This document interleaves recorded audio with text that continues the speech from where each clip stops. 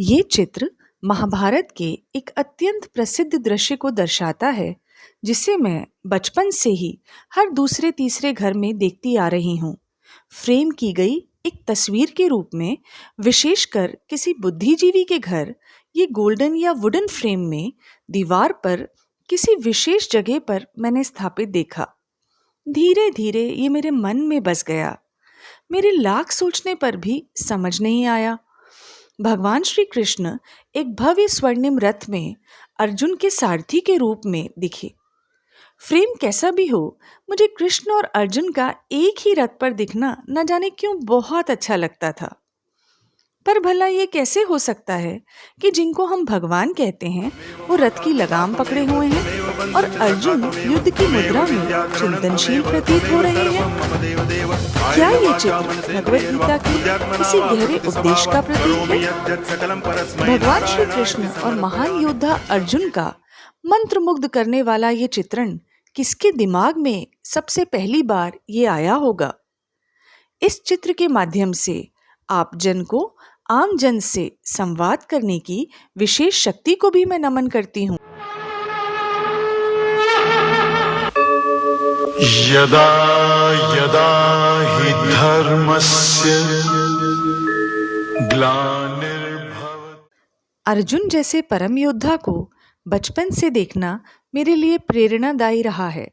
कुरुक्षेत्र की युद्ध भूमि में उनका तेज, साहस और संकल्प देखकर वो मुझे केवल योद्धा नहीं बल्कि एक सच्चे सैनिक लगते हैं। उनके व्यक्तित्व की गरिमा मुझे सेना के जवान याद दिलाती है, जिनकी वर्दी में वही तेज, अनुशासन और समर्पण झलकता है। शायद यही कारण है मुझे बचपन से सेना की यूनिफॉर्म बहुत आकर्षित करती है। इस सपने को मैंने एनसीसी लेकर पूर्ण किया था। साथ ही मन में एक सवाल भी आता है, श्री कृष्ण ने गीता के ज्ञान के लिए अर्जुन को ही क्यों चुना? वहीं दूसरी तरफ भगवान श्री कृष्ण इतने दृढ़ निश्चयी, मधुर, मनमोहक, निश्चल और उपदेशक ज्ञान से भरे हुए दिखते हैं। तो भगवान श्री कृष्ण ने गीता के ज्ञान के लिए युद्ध भूमि का ही चुनाव क्यों किया? मैंने कृष्ण को इतना दृढ़ निश्चयी अन्य किसी जगह ऐसा नहीं देखा जितना कि महाभारत के वर्णन से उठाए गए इस प्रकार के दृश्यों में है। और क्यों केवल अर्जुन जैसे परम योद्धा को ही युद्ध भूमि में अपना संपूर्ण व्यक्तित्व दिखाया? आप सब अपने विचारों से अवश्य अवगत कराएं।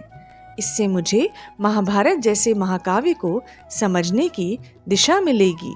से ही मेरे मन मस्तिष्क में ये द्वंद्व रहा है कि युद्ध भूमि में श्री कृष्ण ने गीता के सार के लिए केवल वीर योद्धा अर्जुन को ही क्यों उपयुक्त पाया, जबकि धर्मराज युधिष्ठिर, आचार्य द्रोणाचार्य, आचार्य कृपाचार्य, भीष्म पितामह और दानवीर कर्ण जैसे महायोद्धा भी उपस्थित थे। इन सभी योद्धाओं में योद्धा होने के अलावा और कई सारे चारित्रिक गुण और विशेषताएं भी थीं। कृपया मुझे और मेरे जैसे इंसान को इस द्वंद्व से बाहर निकालने एवं दिशा देने का प्रयास करें।